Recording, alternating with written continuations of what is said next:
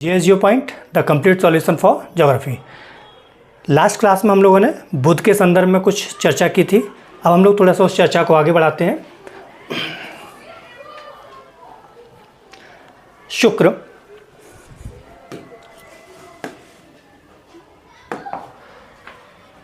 Venus, शुक्र,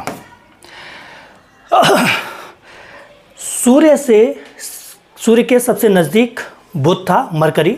सूर्य से second number पे दूरी के हिसाब से जो ग्रह है वो आपका कौन सा है? शुक्र। तो डिस्टेंस के हिसाब से सूर्य से सेकंड नंबर पे ग्रह है। इसके संदर्भ में हम लोगों को कुछ चीज़ें देखनी है। एक तो हम लोग इसके उपनाम, जो हम लोग प्रीवियस वीडियो में चर्चा कर चुके हैं, उपनाम ये देख लेते हैं।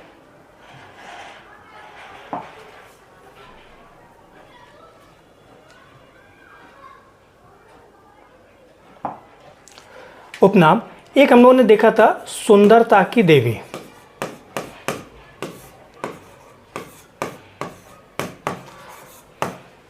अर्थ ट्वेन, अर्थ ट्वेन मतलब पृथ्वी की जुड़वा बहन, पृथ्वी की जुड़वा बहन, ठीक है ना। भोर और सांझ का तारा, मॉर्निंग इवनिंग स्टार, ठीक है ना। ये इसके कुछ उपनाम थे। एक हम लोग इसको ईल्ड प्लेनेट भी बोल देते हैं, ईल्ड प्लेनेट। हिंदी में अगर इसको हम लोग बोलेंगे अवगुंठित ग्रह, अवगुंठित ग्रह, ईल्ड प्लेनेट। अब देखिए जरा मतलब समझ लेते हैं। वीनस की जो सबसे बड़ी विशेषता है, जो शुक्र की जो सबसे बड़ी विशेषता है, वो इसका वायुमंडल है। जैसे ये शुक्र है, इस शुक्र का जो वायुमंडल है, ये वायुमंडल बहुत अधिक डेंसिटी का है, बहुत अधिक घनत्व का है। इसके वायुमंडल में जो ग्रीन हाउस गैसेस मेजरली अगर हम लोग देखते हैं कार्बन डाइऑक्साइड को, तो कार्बन डाइऑक्साइड की जो मात्रा है, CO2 की मात्रा अप्रॉक्स 95% प्लस है। कार्बन डाइऑक्साइड की मात्रा इसके वायुमंडल में 95% से ज़्यादा है। दूसरा क्या है कि इसका जो वायुमंडल है वो बहुत ज़्यादा घना है, उसकी डेंसिटी बहुत ज़्यादा है। मतलब हम लोग ऐसे कह सकते हैं, जरा पृथ्वी से भी अगर हम लोग इसको कंपेयर करें, कि पृथ्वी का जो वायुमंडल है, इसमें पृथ्वी की सतह से 100 किलोमीटर ऊपर एक कार्बन लाइन, हम लोग एक इमेजनरी लाइन मानते हैं, कार्बन लाइन, ठीक है ना।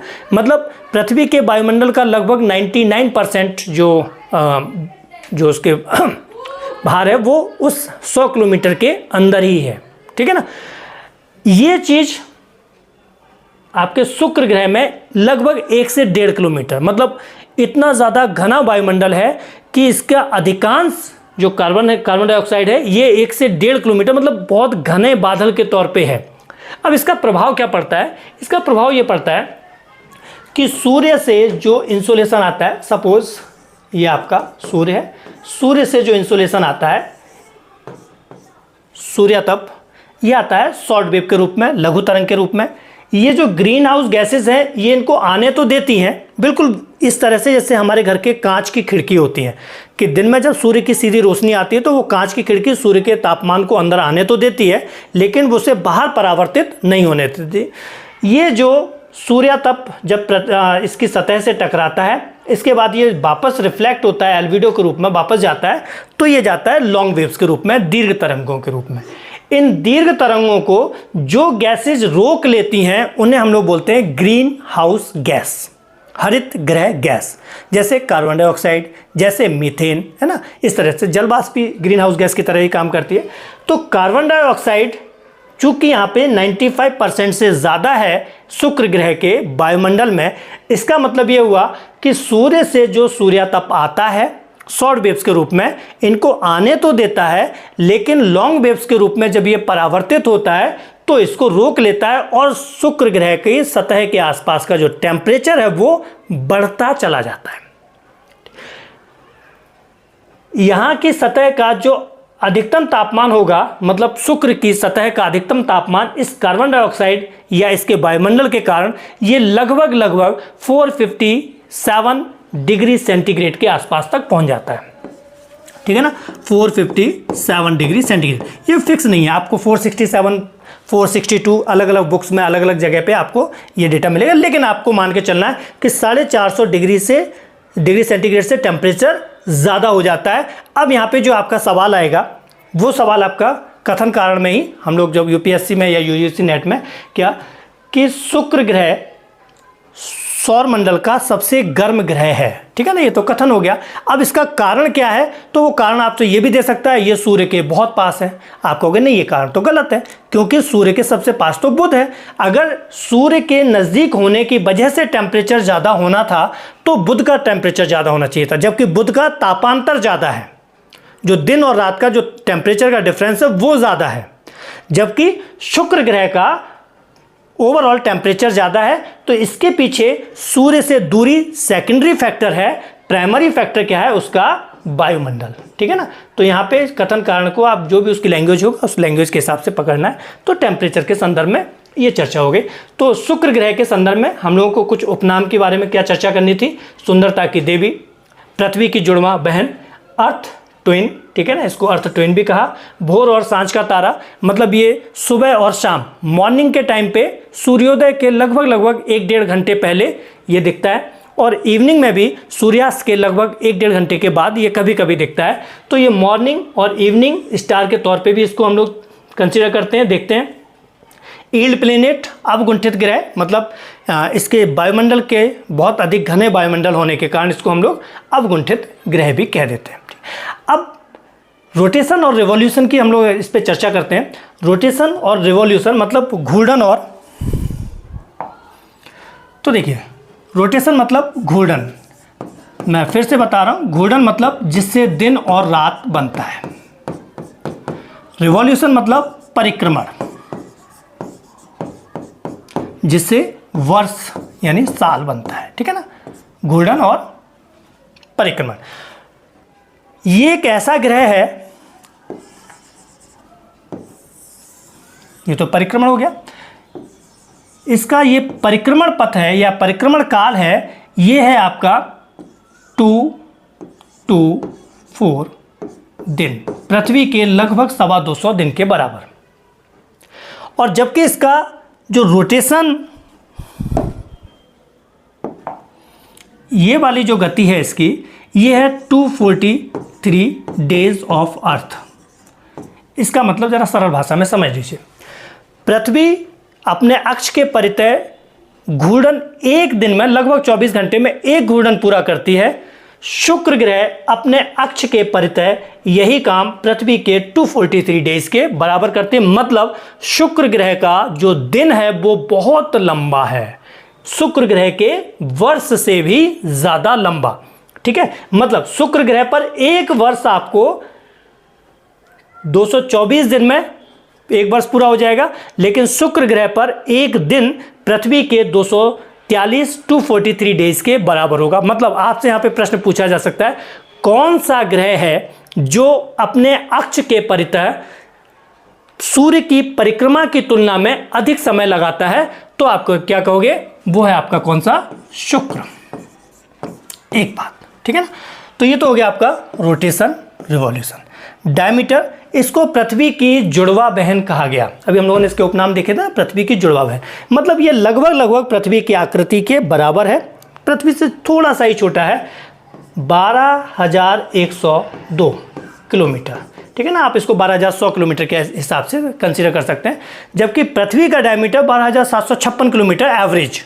तो पृथ्वी से लगभग थोड़ा सा ही 5% के आसपास अगर हम लोग देखें, ये पृथ्वी के जो आकार है इससे छोटा है, केवल 5%, मतलब पृथ्वी के आकार के लगभग बराबर, ठीक है। टेम्परेचर हम लोगों ने देखा कि शुक्र ग्रह का टेम्परेचर यानी 457 डिग्री सेंटीग्रेड तक हो जाता है, 460 डिग्री के आसपास तक पहुंच जाता है। क्यों पहुंच जाता है, उसके वायुमंडल के बराबर।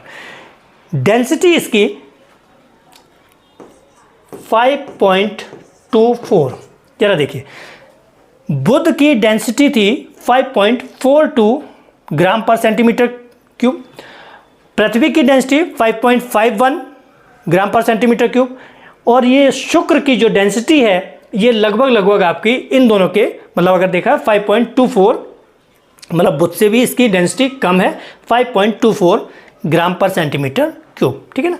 अब सूर्य से दूरी इसकी तो आप कह सकते हैं कि लगभग 10 करोड़ 80 लाख किलोमीटर के आसपास। अगर इसको आप मिलियंस में देखेंगे तो 100.81 मिलियन किलोमीटर, ठीक है ना।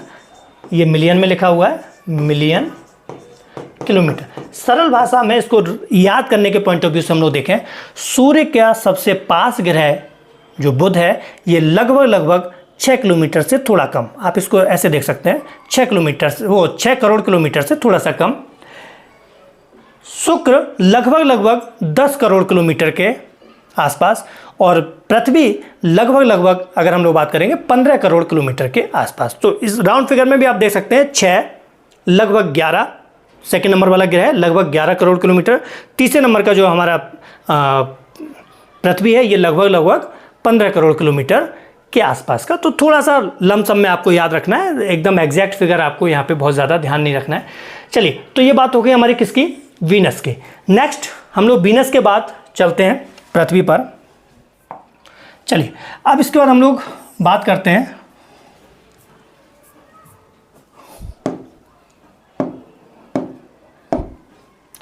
अर्थ की। पृथ्वी को तो हम लोगों को बहुत डिटेल में पढ़ना ही है, यहाँ हल्का सा बस देख लेते हैं। रोटेशन, जो पृथ्वी का दिन लगभग 24 आवर्स एग्जैक्टली आप इसको अब देखेंगे। रिवॉल्यूशन मतलब जिससे क्या बनता है हमारा वर्ष, ये तो हम लोगों को पृथ्वी की जब गतियाँ पढ़ेंगे तो बहुत डिटेल में देखना ही है। डायमीटर, चूँकि हम लोग बुध से और शुक्र से कंपेयर कर ही रहे हैं तो यहाँ पे डायमीटर लगभग में 12,756 किलोमीटर के आसपास। टेम्परेचर अगर हम लोग देखेंगे पृथ्वी पर -80 से लेके 58 डिग्री सेंटीग्रेड तक टेम्परेचर। डेंसिटी 5.51। पृथ्वी की जो एक विशेषता है वो है अपने अक्ष पर झुकाव। ये जो लगभग 23.5 डिग्री का झुकाव है, इसी झुकाव की वजह से पृथ्वी पर ऋतुओं का सीजन्स बनती हैं, जो पृथ्वी पर सीजन्स बनती हैं ये इस अक्षीय झुकाव के कारण बनती हैं। तो ये पृथ्वी की अपनी एक कुछ स्पेशलिटी है जिसे हम लोग बहुत डिटेल में आगे देखेंगे। नेक्स्ट हम लोगों का जो प्लेनेट है दैट वाज द मार्स, मंगल। मंगल को जरा देखते हैं, मार्स मंगल। उपनाम युद्ध का देवता, ये हम लोग पहले चर्चा कर चुके हैं, युद्ध का देवता। मार्स आपका कुछ रेडिश दिखता है, रेड कलर का, तो इसको रेड प्लेनेट भी बोल देते हैं, लाल ग्रह भी बोल देते हैं। इसका रेड कलर आयरन ऑक्साइड्स की वजह से है, आयरन ऑक्साइड। जैसे हम लोग अगर सरल भाषा में कहना चाहें जंग, जैसे लोहे पे जंग लग जाता है ना तो कुछ रेडिश दिखता है, इस तरह से ये आयरन ऑक्साइड्स की वजह से ये रेडिश है मंगल।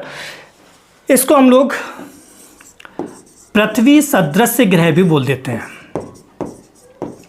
पृथ्वी सदृश ग्रह। जरा थोड़ा सा ध्यान रखना है हम लोगों को, पृथ्वी सदृश ग्रह अगर कहा जाएगा तो आपको कंसीडर करना पड़ेगा मंगल को। पृथ्वी की ट्विन सिस्टर या अर्थ ट्विन मतलब पृथ्वी की जुड़वा बहन कहा जाएगा तो आपको कंसीडर करना पड़ेगा शुक्र को। पृथ्वी सदृश ग्रह क्यों कहा जाता है, इसका कुछ कारण है, उसको हम लोग समझ लेते हैं। थोड़ा कंसेप्ट के बेस पे भी हम लोगों को इस पे जो प्रश्न आएंगे उसका। पृथ्वी में अभी हम लोगों ने देखा था कि इसका अक्षीय झुकाव है लगभग 23.5 डिग्री। मंगल का भी अपना एक टिंट है, एक अक्षीय झुकाव है लगभग 25.12 या कह सकते हैं 25 डिग्री 12 मिनट का झुकाव है, अक्षीय झुकाव मंगल का। मतलब जैसे पृथ्वी पर अक्षीय झुकाव के कारण सीजन्स बनती हैं, जैसे उत्तरी गोलार्ध में शीतकाल, ग्रीष्मकाल इस तरह से रहता है, दक्षिणी गोलार्ध में इसका अपोजिट हो जाएगा। ऐसे ही इस मंगल के अक्षीय झुकाव के कारण मंगल पर भी या मंगल ग्रह पर भी ऋतुएं होने की परिस्थितियां या ऋतुएं बदलने की परिस्थितियां विद्यमान है। ठीक है ना, एक चीज़ तो ये है।